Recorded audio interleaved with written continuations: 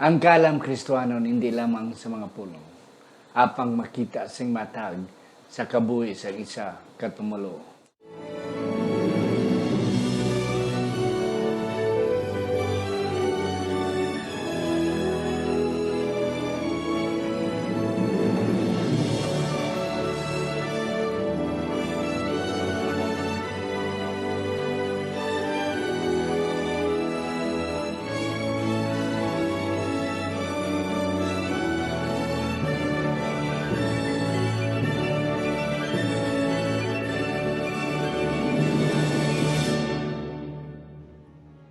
Ang pagtuon subong, ang semanal nga pag-usisa, pagtalakay, pag-review, pagsiding sa aton leksyon sa eskwela sa Batika. Kagini ginadala sa inyo sa Media Ministry Department sa aton iglesia diri sa Central Philippine Adventist College diri sa Alegria Murcia, Negros Occidental, Philippines. Isa ka Ilonggo nga version, hiligay nun nga version sa aton weekly Sabbath School lesson. Ako si Pastor Luisito Tomado, ang inyong masonson nga host sa sining programa, ang Pagtuon Subong. Ari ang akong duwa ka mga bisita, mga batanon, mga kauturan, apang ako nagapasalig sa inyo, nga ang pinakamanami gid nga mga punto, magagwa sa sining amon sa aton nga pagtuon sa sining ation. Ang ako nunay pakilala sa inyo, si Sir Aleph Octavio, graduate siya diri sa School of Theology, mga kauturan. Nagapaabot lang siya sa direksyon sa Ginoo kung anugid ang iya nga klase sa ministry ang iyang pagasundon. Nagahimo siya sa iyang personal, private nga pag-alagad sa Ginoo kag sa pagpadasig sa mga kauturan. Sir Alip, mayong adlaw sa imo. Mayong adlaw man pastor, salamat gid sa sining imbitasyon kabay nga Ginoo magkamayo gid sa aton sining pagtuon sa aton leksyon sining adlaw. Yes, thank you gid Sir Alip sa imo nga pagbaton sining nga panghangkat sa pakigupod sa aton sa sini nga pagtuon naton sa leksyon 9, living wisely. Ang ako ni kadua nga pakilala sa inyo mga kauturan, halin sa Kalinog, Iloilo. Siya isa sa aton mga graduating students diri sa School of Theology sa pila ka adlaw mga kauturan, sunod nga mga binulan, mahumana siya sa iya nga pagtuon diri, and then he will find his place in the ministry mga kauturan, perhaps dira sa West Visayan Conference. Sir, mayong adlaw sa inyo. Mayong hapon, Pastor. Mayong hapon, Sir. Kag mayong hapon man sa aton mga kauturan nga padayon nga nagasubaybay sa aton pagtuon. Kag kabay nga sa subong hapon, aton gid mabayaw ang kamatuoran kag mahimaya naton ang Dios sa sining nga pagtuon. Yes, mga kauturan. Sorry lang gid Sir Matt. Si Sir Matt Ligria, wala ko mention ang ngalan ni Sir Matt. Yes, ari na kita sa Leksyon 9, Living Wisely. Para sa Agosto 19, tubtob 26. Kabay pa ang Diyos magapakamayo sini. Sa aton na naidoko ang aton mga ulo sa hindi pa si Sir Aleph makabasa sa aton sa tsara nga teksto. Sa siningatiyon, ginoyari kami. Sa liwat nagapasalamat. Nga ikaw naman magagamit sa amon nga tatlo sa pagguwa, pagpatag, sang leksyon sa sining nga simana. Kabay pa nga, imo kami sa giyapon gamiton, agud nga ang pinakamanami nga mga punto, magagwa gid sa sining nga tiyon, sa ngalan ni Ginoong Hesus nga amon manunobos. Amen. Yes, sige Sir Alep, ang aton sa tsara nga text. Kaya ang aton nga memory text sa sining nga semana makita sa Episo or Ephesians chapter 5 verse 15 to 17. Siling diri ni Pablo, niyan tanawa sing mainandamon kung paano ang paggawi ninyo.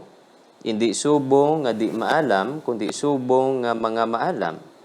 Nga nagahimulos sang kahigayunan, bangod ngang mga adlaw malaot. Busa, dili kamo magpakabuang, kundi maghangop kung ano ang kabubuton sang Ginoo. Yes, thank you again, Sir Alep. Sir Matt, ang aton nga leksyon, ang pagkabuhi nga mainalamon, living wisely. Kag ti sa sini nga simana ang aton tunan ang makita sa may Episo 5 versikulo 1 tubtob 20. Oo. Nga ang ginahambal ni Apostol Pablo nga tani hindi kita magpabuang-buang kundi magakabuhi kita, magapuyo kita nga mangin isa ka maalamon. Ano na pa, Sir Matt, ang punto nga mangin maalamon man? Ang ginahambal bala diri pastor no nga living wisely nga ini kay sang chimpo ni Pablo kag pati man sa aton subong may ara bala nga mga tawo or basi dalaman kita diri nga kun kisam wala kita nagakabuhi sa maalamon nga klase ka pagkabuhi tungod sa mga butang nga aton ginahatagan sang value. Kay may mga butang nga ginahatagan aton sing value nga sa tuod hindi siya valuable. Tapos may mga butang man nga valuable nga daw gina-take for granted lang naton. Gani nga sining sa aton nga lesson sa Ephesians 5 nga kinahanglan mangin wise kita sa pagpangabuhi kag sa pagpili kag sa paghibalo sa mga butang nga tuod-tuod nga valuable. Amen. Inang mapuslanon, ang valuable mapuslanon, ano na, pagid ang iban nga mga ilong ko, nga mga meaning sa buhay. Yes, Sir Alip, ano pag inaim mo na tulupangdan sa aton nga leksyon? Si Pablo nagalaygay gid siya diri sang kung ano ka importante bala ang practical nga yes, aplikasyon sang kaysang ligad to ang iya gina-emphasize ang maing balita, ang kaluwasan. So karon ginasaysaygid niya nga importante nga gina-aplikar gid ang kamatuoran.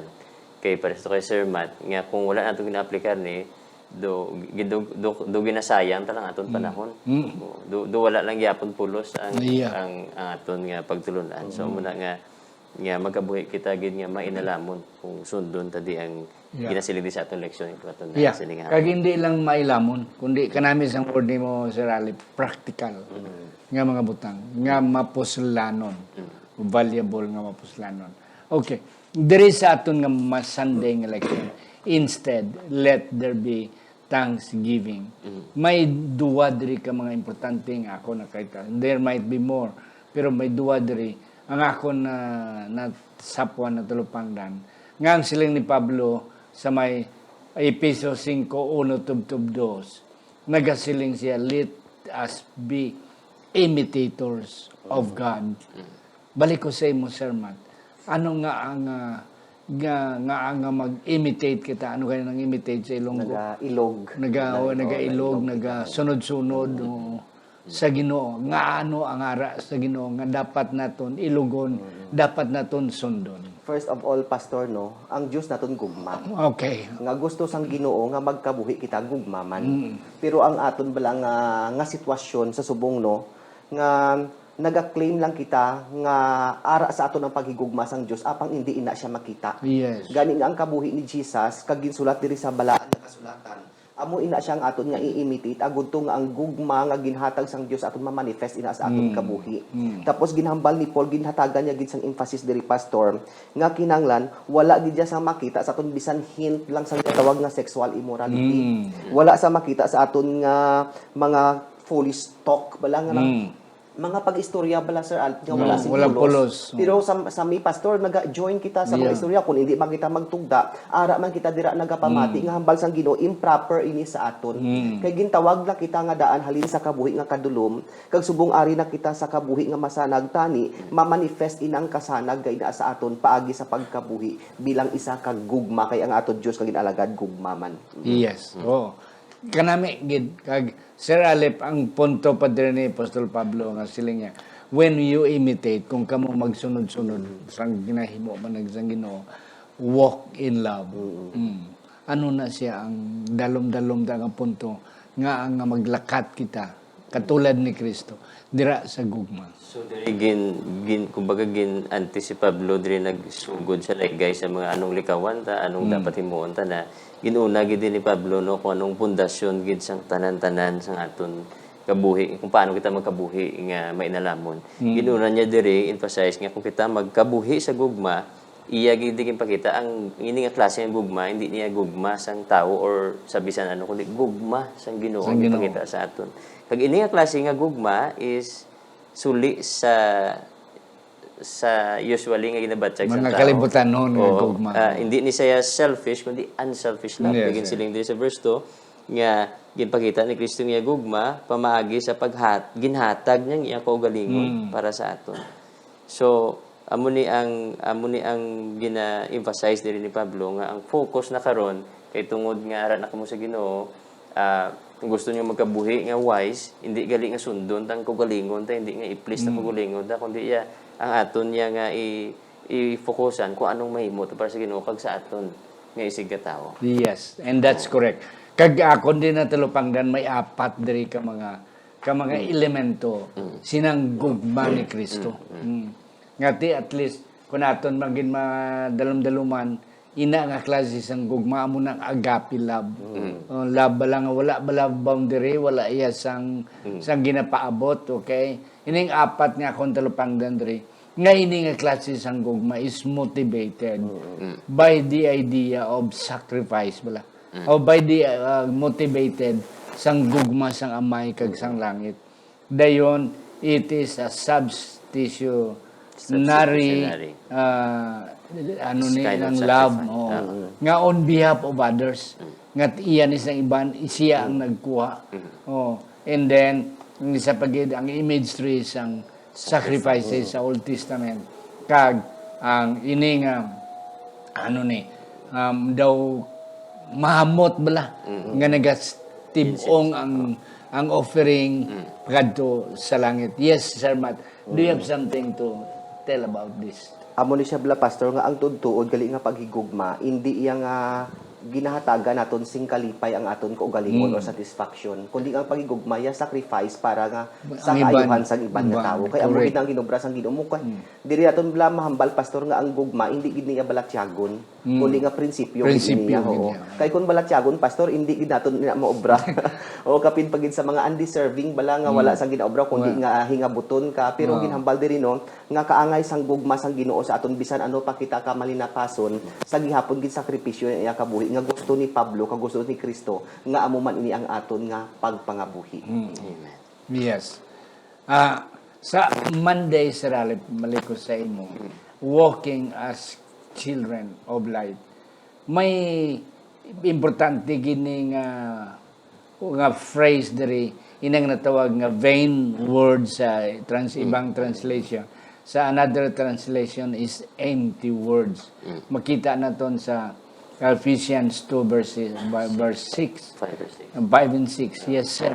Alip, ano ni siya ang empty words? So sa diri no kung ato notaran mga kauturan sa verse 3, verse 4, verse 5, then liwat na naman sa verse 8 nga mo ni-discuss karon nga. Gin-mention din ni Pablo ang mga sala bala nga kaysa doon hindi atahag, hindi makita sa mga tao.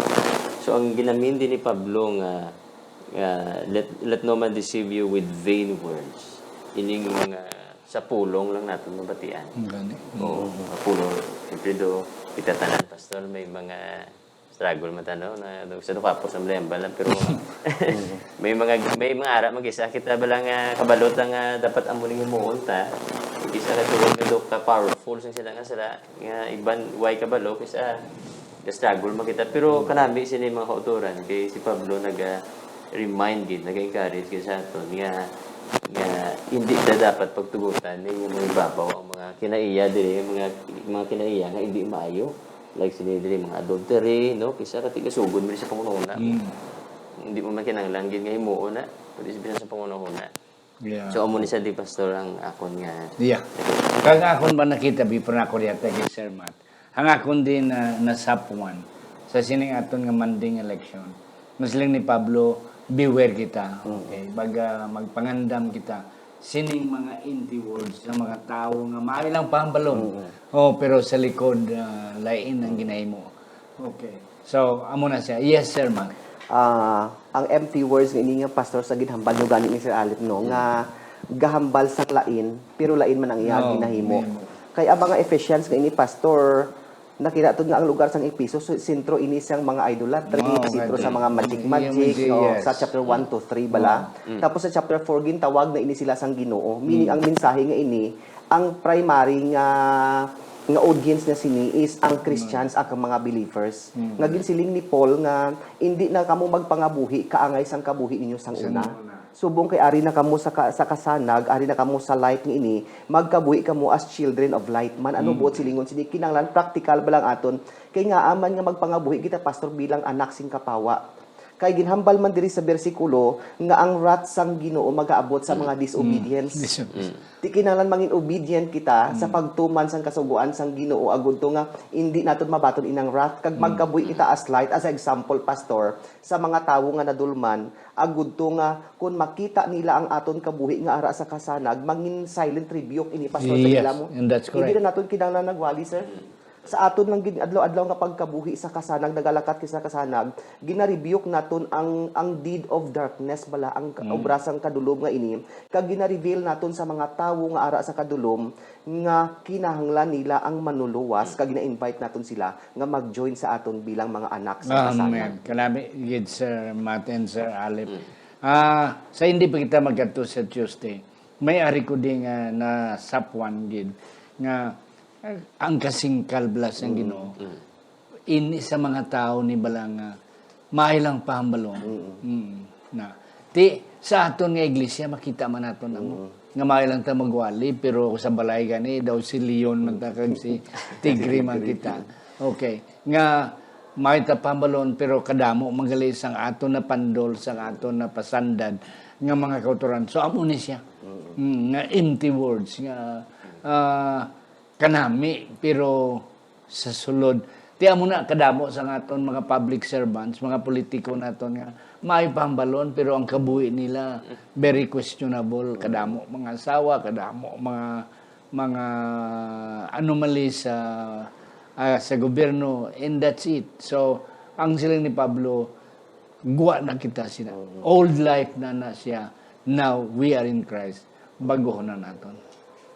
Yeah. Awake. O sleepers. Yes, Sir Alep. May nadumduman ko, Pastor, nga samtang ka nag-explain, no? Nadumduman ko nga quotation sa Spirit of Prophecy nga siling dira nga nalipat ko din, Pastor. Kasi dira nga maliban sa daily nga duty bilang mga Kristiyano, ang pagpangamuyo, ang pagtuon, ang pulong sa Ginoo, kag pagpangdaog kalag, may harap igli isa nga importante kini mo unta. Kag silindara amo nang ginatawag nga self-examination. Amen. Pag-usisa sa atong kaugalingon. So dire sa Tuesday naman, awake o sleeper, ano naman ni Pablo, do konektado gyapon siya sa Monday nga dapat hindi na kita mag tulog-tulog sini mga sala kabalutan nga sala. No, tulog. Kado baliwala lang bala, no. Yeah. Dapat likawan ta na gid na. Amo na, Pastor, no? Yeah. Kag isa pa gid Sir Matt, nga hindi kita magkabuhi sa kadulom. Nga sa kagabiyon bala, ti kung gabiyon niya wala sa makita, masandad ka, hindi ka nami isang imo nga pang sinarayo kay ti dulom mo. Hindi ka tol-tol, hindi ka tol-tol, hindi makanto. And that's correct. Way kakabalo anong ginahimo mo.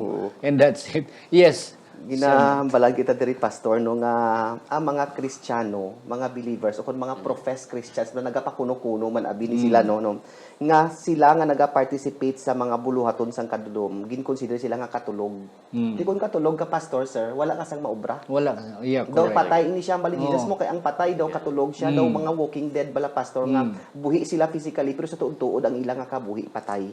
Tigin hambalan diri nga kung naga-participate ka man sa ina nga mga kadulom nga ina do katulog ka pero gusto pastor nga padalman bala. Yeah, Nga may ara man nga wala ka man naga-participate sa ginaobra sang kadulom apang wala ka man sang ginaobra nga kasanan. Sa gihapon partakers. Yeah, kasi the same. Yan, amo na siya bala nga evil happens kung ikaw nga when a good man do nothing. Yeah. No, kung hambal ni Pablo nga hindi ka magbutig, ihipos ka lang, sala ka man nagyapon. Sala man Kinahanglan ihambal mo gid ang kamaturan. Ang kamaturan. No, kinahanglan i-expose natin gani nga kita kinahanglan gid naton magbugtaw nga nagalakat kita sa kasanag agud to nga ma-reveal ang mga tinago nga butang nga ara sa kadulom. Yes. Oo. Kag ini siya sir nga mga halambalado ni Pablo daw kan bala daw sambingay kung sa Cebuano pa metaphor sa English nga paanggid-anggid bala. Nga sila nga okay mata na kamo. Oo. Kaysa una ara kamo sa kadulom. Ti kun dulom ya gabi ya normally ang tao tulog. Wala activities karon mata na kamo. And then kay gaadlaw na do what is best kag ipakita kay makita gid kamo sang tanan because it's already broad daylight kang inyo nga buhaton para lang gid sa mga kaayuhan. Yeah. May dugang ka sir. So sa biskan sa natural nga makita tabla ang light, ang purpose ng light is to expose mo to para maathag ang isang kabutang. Makita gid no. Amo man na no nga ang Biblia nagasugid sa aton nga ang tawo nga ara sa kalainan kag pamaagi sa kasanag makita ang iyang kalainan no kumbaga ang truth Makita of ang life diferensya gid. makita ang diferensya so amo na nga siling diri ni Pablo nga ipakita ta ang kasanag ang ginhatag sang Ginoo Sang Ginoo. para nga hindi iya nga para nga i-condemn sila kundi ang purpose nila diri para nga dag-on sila idalon sila sa tiilan sa Ginoo kay di pamagi lagi sila ang mapukaw sila mo ara sila gili sa kadudulman pamagi sa kasanag Kanami sa mga punto ni Pablo. Yes, nga okay, mata na kita kay sanag na. Oh, adlaw na ni alas 8 na ni. Hindi kita magtulog-tulog pa bisan adlaw na. This sermon sa aton nga Wednesday, snapping up the bargains. Ano di ang imo na talupang dan kanami Brazil sa title pala daw Kumbaga, na snap up the bargains, Pastor. No? Kumbaga, ginambal diri nga i-grab na naton ang opportunity. Ang pamangkot ano nga opportunity ini. Ang ako na nakuha diri pastor nga idea no nga i-grab naton ang opportunity nga mangin suga kita sa sini nga kalibutan. Kay ginambal sa aton ni Jesus nga you are the light of the world, you are the salt of the world, pero wala naton ini ginagrab. Kung patay na kita pastor, kung katulog na kita, wala na kita sang opportunity kag privilege nga mangin kapawa kita. Wala na kita sa obra gali samtang may chimpo pa kita, samtang buhi pa kita, hindi ka man kabalo magwali apang sili magpangabuhi ka nga ara ka sa kasanag no. I-grab mo ang opportunity nga mangin kapawa ka. May quotation ako diri pastor nga halin kay Ellen White no.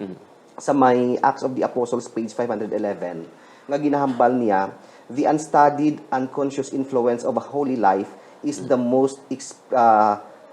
most convincing sermon nga ihatag sa mga Christians. Yes. Meaning niya, bisan hindi kaya kabalo mag-Bible study, bisan hindi kaya kabalo magwali, magkanta, kung ang imo kabuhi nagasuno sa kabubuton sang Ginoo nangin kapawa ka sa Yes, and that's correct.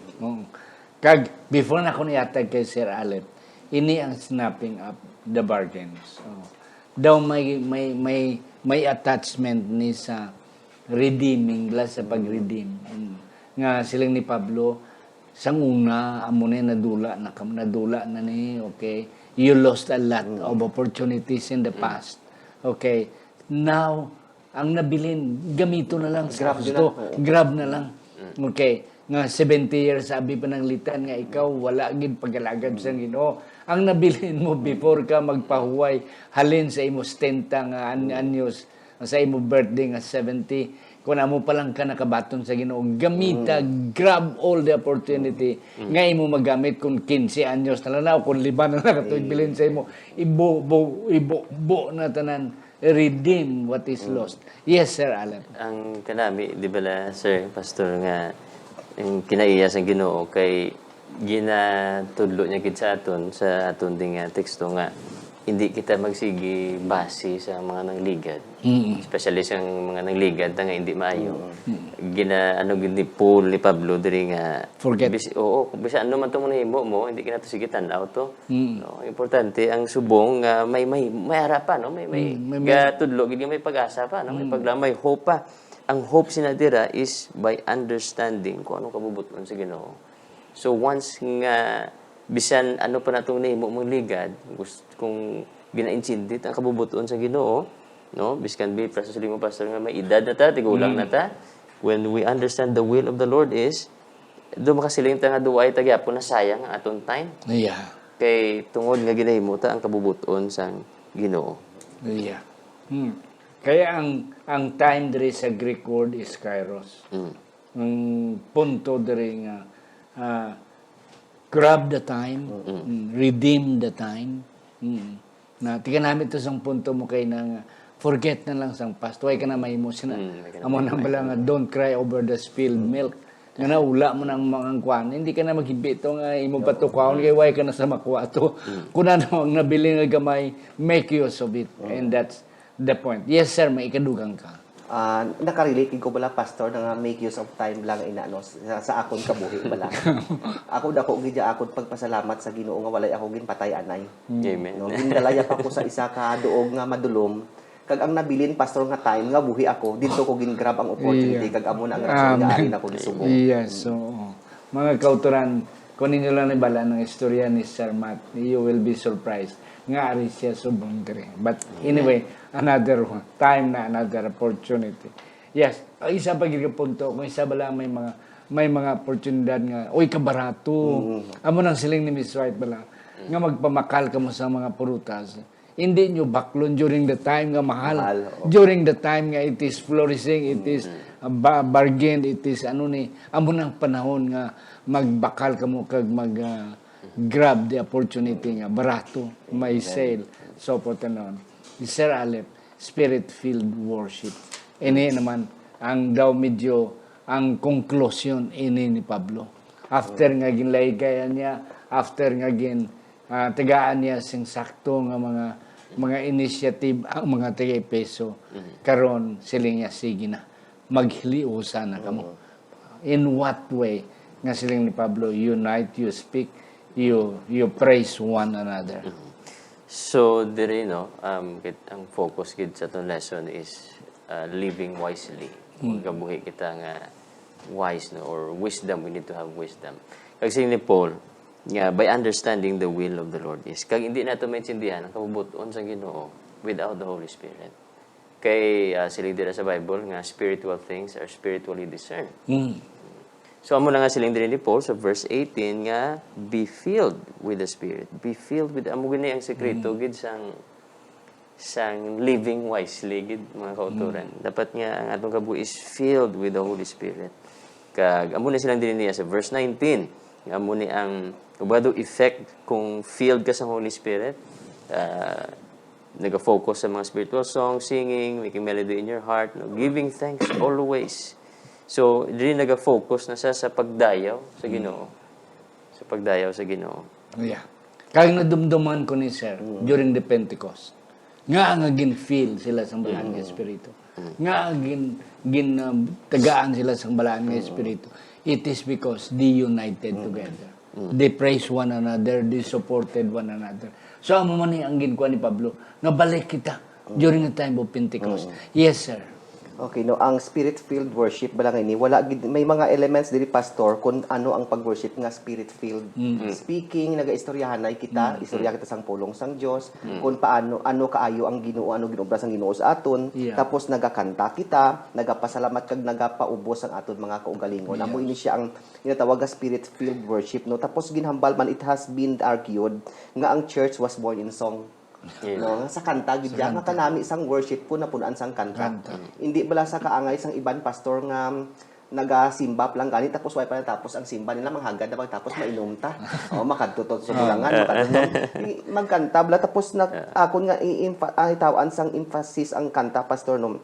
That music is something we both hear and sing kung naga-worship kita. And this is related to the fact nga ang worship is both a call and a response. Amen. No, pag panahon ko nagakanta kita pasubla ang Ginoo, ang sa kanta ang Ginoo nagareach sa aton tagipusoon nga ini with the power of music kag ang aton nga response nga singing pagkanta naton with the special power of the deepest response ang aton nga tagipusoon sa Ginoo. Amo ni siya ang tutuod nga pag-worship naton sa Ginoo gani kinahanglan no ang aton mga ambahanon naga-unite kita, nagatipon kita kag manami kun masami kita nga nagatipon nga nagapaubos ang galingon kag naga-worship kita, nagakanta kita sa aton. Amen. Oh. Kag ini isa pa gid nga ako nakita andre kay sa last paragraph. May kundi ang author nga this is a horizontal element to worship.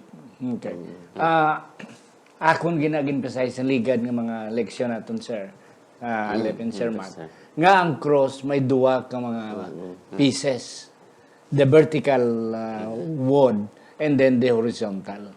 Ang vertical is our relationship above. Ang relationship naton sa Ginoo. Ang atong horizontal nga nagabalabag bala sa cross dira is ang aton relasyon sa aton isig kaparehong tao. Na ina-worship na siya nga essence. Nga let's feel one another. Because si Kristo iya ginhakop ang tanan nga bisan sino magpalapit akon batunon. That's the horizontal side of Christ sacrifices at the Calvary's cross. Sir Alip, may kadugang. Kag diri no si Pablo wala siya naglagay diri nga makanta ta kung upod lang isa kag isa. No, bisan ikaw lang isa pwede ka gid kakanta kay actually ang kanta may pastor ka very unifying siya bala. Nga do amo siguro ni nga gin-emphasize ni Paul nga do puro kanta psalms, hymns, spiritual songs, singing, you're making melody in your heart. Isa ni sa mga dumdumon ta makuturan nga para nga ang aton spiritual life, personal devotion, relationship sa Ginoo mag-improve pag maging napiit. Hindi lang nga gatuong kita pulong sa Ginoo kapag kundi ang pagkanta pagid. Which is kasi doon na-realize ko pastor nga do kulag ko sa mga part. Sa simbahan ako sila kanta kag mag-worship. Pero kaloyan gina-practice ko na pastor. No? Yes, and that's it.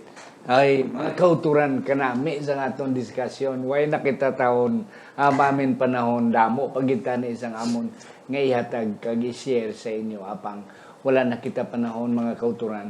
Ako na lang pangayuan si Sir Alip, o na, isang iyang last word, and then eventually, si Sir Matt. Sir Alip. So, ang mapabilin ko lang din makuturan sa sining adlaw, sa atong leksyon nga, sining din sa Ecclesiastes 7:17. Ano ang resulta kung hindi kita magabuhi nga hindi na puno sang wisdom sa Ginoo or hindi kita wise sa atong mga pagkabuhi. Sining din sa Ecclesiastes 7:17, be not overmuch wicked, neither be thou foolish.